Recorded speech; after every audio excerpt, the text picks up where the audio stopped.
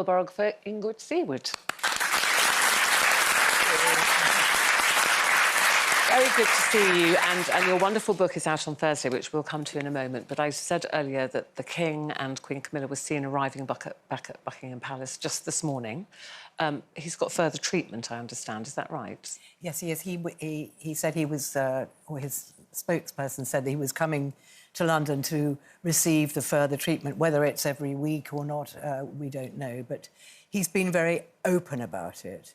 And also he spoke very kindly about all the lovely letters of support he'd had from people and how encouraging it was. So this, to me, is the new openness of the monarchy. He was very open about the fact that he had prostate problems and he had to have an operation.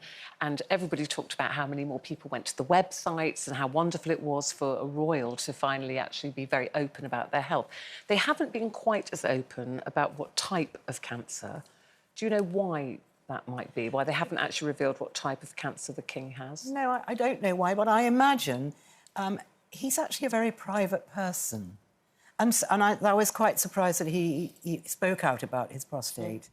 But as I said, he was very pleased about the reaction to that. But I think he's probably waiting to see how the treatment goes. But I'm absolutely certain that he will actually talk about it afterwards. I mean, to help other people. And that's quite a brave thing to do. It is. I think it may be because he did talk about prostate and then hasn't spoken about what type of cancer, it's maybe concerning people saying, oh, gosh, is this more serious than we're being told, perhaps?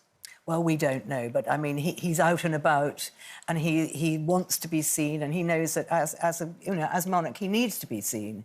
And he seems to be just taking it in his stride. When he was a little boy, if ever he was ill, he was removed from his mum because she was... This is when she became queen. She couldn't afford to get ill, and childhood illnesses, as everybody knows, they're really infectious and we always get them.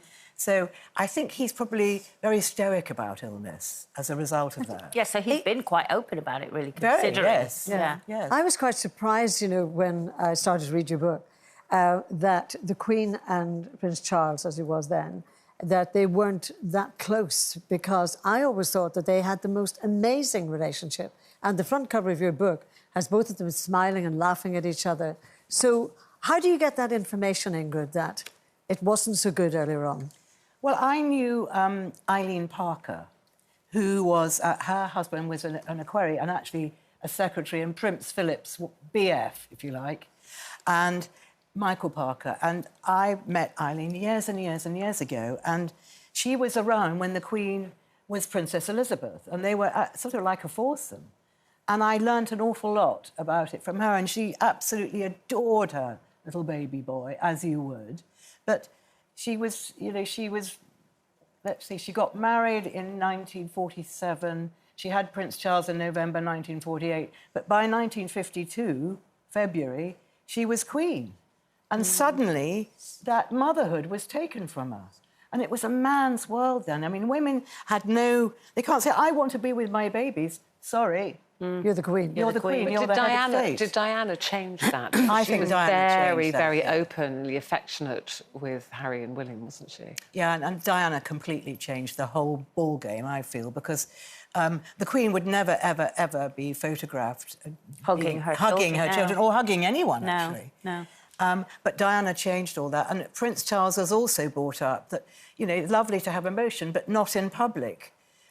So that wonderful picture of Diana hugging the boys on board Britannia, do you remember that? Oh, yeah. And Charles was actually just there in the background, but he didn't want to be photographed hugging his children because that was how he was brought up. Did the Queen find that difficult to deal with Diana, who was a much more emotional person? Diana, yes, I think that the Queen found Diana very difficult, and Diana also found the Queen very difficult, although she admired her hugely. She used to call her Brenda. After I think it was Private Eye that satirised. The word Brenda means flower, so that's very beautiful. Yes. And he used to... Stephen Barry told, who was you'd remember, Gloria. Yes, Stephen Barry was Charles's valet. She used to bounce on all the sofas at Buckingham Palace and say, "I'm bouncing on Brenda's sofas." I mean, she was brilliant. quite a law unto herself. That's She the was. point, That's why, Sorry, do you think that's why we were talking about it on the show last week? Diana wanted to call off the wedding to Charles. Yes, what happened was, I think it was Prince Andrew's 21st birthday party. They had a huge party at Windsor. They used to in those days at either the end of Ascot Week. So, I mean, and they'd really roll out the red carpet. And Elton John was there. He was performing, and he's told us some great stories about dancing with the Queen and doing rock and roll. But Diana was really miffed because Prince Charles had just come back from America, I think, and he didn't really bother to dance with her.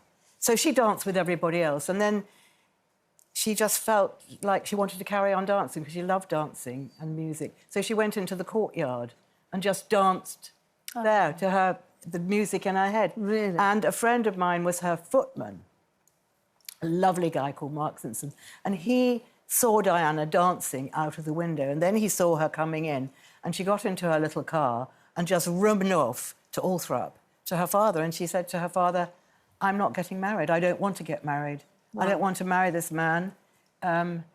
He obviously doesn't love me." And her father said, "Don't be ridiculous." I mean, he also was an equerry to the Queen, the dad, and to King George VI. So he did know the royal family and said to Diana, "You can't do this. Yeah, too late. It's too late." Yeah. And then the sisters made that wonderful remark about, "Too late, Dutch. Your face is on the tea towel." Which I love. But what I was going to ask you, when you discover things like this and your friends tell you stories, are you just allowed to print that? No. Or do you have to go through a process? No. I've sort of had these stories for some time, you know, and I haven't used them because Mark Simpson, who was the footman that helped me a lot, he died, you know, quite a long time ago. I wouldn't say if he was alive because it might cause problems for him. But no, you don't have to run them by anyone. I mean, you know that they're true because historically, royal staff have always provided us with the inside information on the royal family. Now you don't get so much because they have to sign so many official secrets acts that you really don't get these wonderful, really kind stories, actually. I have to ask you about Harry and Meghan. You know, when it first came out about King Charles being ill and all of those things, and I thought, hopefully, maybe they can put all that aside because at the end of the day, it's father and son. Do you think that could possibly happen? And also, do you think now they've brought the website is the changed it, haven't they, to Sussex Royal? Is that going to wind people up again, or...? I think people get wound up at even the mention of Harry and Meghan's name. And I think that... But do you think there could be a bridge now because, at the end of the day, it's his father that's... I think his father would like there to be a reconciliation, but I think that Harry has to apologise to his stepmother. He has to apologise to Camilla. And she's the sort of woman that wouldn't want it. We wouldn't ask him to apologise, but I think an apology, you know, might really be necessary. Then people were very shocked that he flew all that way to see his father as soon as he heard he was ill, which we understand that the King phoned him personally to tell him. He flew all that way and got half an hour, we believe, with him. That seems very odd to...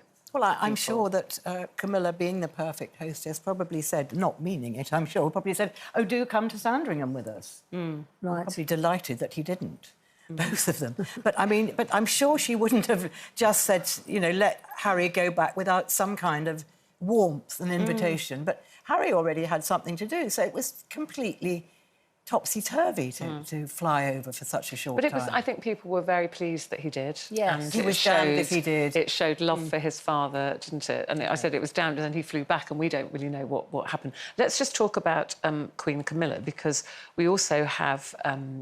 they've all changed titles now. Kate, what's her title now? Princess of Wales. Thank you, Yes. Princess of Wales. The thing I'd forgotten, yes, that wouldn't have been too good. Has also, you know, had an operation, is now out of action until after Easter, we believe.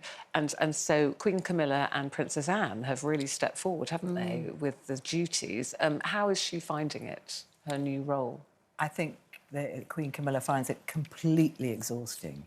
Remember, she never even had a job before. You know, she was very much the housewife. She liked to garden, she liked to paint. She liked a sort of that kind of life. And suddenly, instead of sort of digging roses, she's planting them.